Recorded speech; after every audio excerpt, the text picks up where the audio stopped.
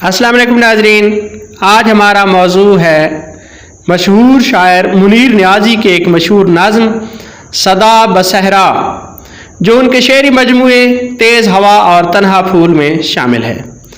अगर आप इस चैनल पर नए हैं तो सब्सक्राइब कीजिए और वीडियो को लाइक और कमेंट ज़रूर कीजिएगा। आते हैं अपने मौजू की तरफ।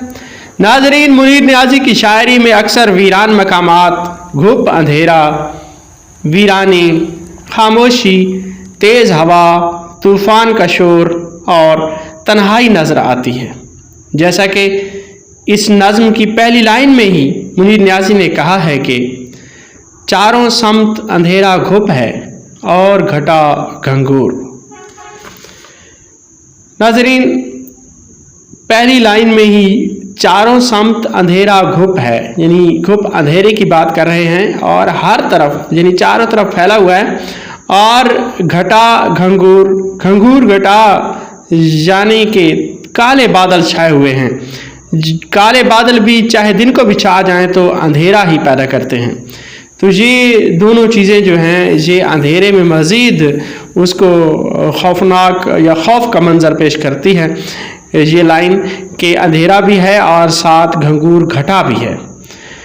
मुनीर नियाज़ी की शायरी में जगह जगह डर झांकता है। इस डर और खौफ की शायद एक वजह उनकी तन्हाई है। बचपन में वो घर में भी तन्हाई का शिकार रहे और ये तन्हाई उनकी तबीयत और फितरत का हिस्सा बन गई, जो वक्तन फ़वक्तन उनकी शायरी में दर आती है। उनके चचा मंजूर अहमद ने उन्हें फ़ौज में भर्ती करवाया, लेकिन वो वहाँ एडजस्ट न कर पाने की वजह से वहाँ से भाग निकले और बहुत अरसा छुपते छुपाते रहे। काफ़ी अरसा इसी दौरान में उन्हें तन्हाई में रहना पड़ा। नाजरीन, ये तन्हाई मुनीर नियाज़ी को खुद कलामी की तरफ ले गई। वो खुद कलामी से अपने बातिन से रिश्ता जोड़कर अपनी ज़ात से हम कलाम होते हैं और ये ज़ात से मकालमा उनकी शायरी का हिस्सा बन गया। वो अपनी ज़ात की पहचान करवाने की ख्वाहिश रखते हैं, जैसा कि इस नज़्म में देखिए।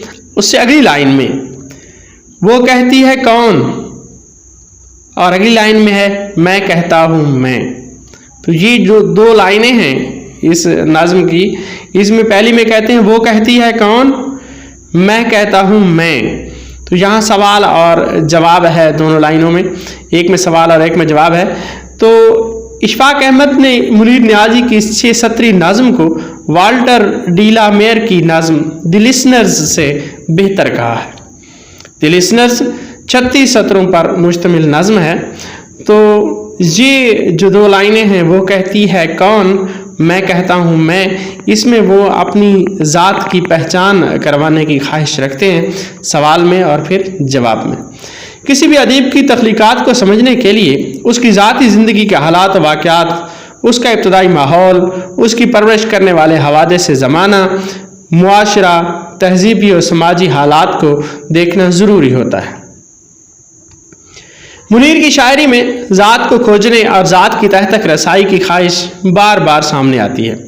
वो वाक़यात का पर्दा हटाना और दरवाज़ा खोलना चाहते हैं। इरफान ज़ात के सामने हायल दरवाज़ा उन्हें भारी लगता है, जिसे खोलने और हटाने की आरज़ू हमें उनसे अगली लाइन्स में नज़र आती है। इस नज़्म की अगली लाइन देखिए। जब वो पहली लाइन में कहते हैं वो कहती है कौन, अगली लाइन में कहते हैं मैं कहता हूँ मैं, उससे अगली लाइन जो है उसमें कहते हैं खोलो ये भारी दरवाज़ा, खोलो ये भारी दरवाज़ा, मुझको अंदर आने दो। मुनीर की शायरी में एक अनोखी फ़िज़ा है जिसमें एक अजीब ख्वाबनाकी और पुरअसरार ज़िद छाई रहती है। यादें ख्वाबों में बार बार ज़ाहिर होती हैं और ख्वाब यादों में ढल जाते हैं।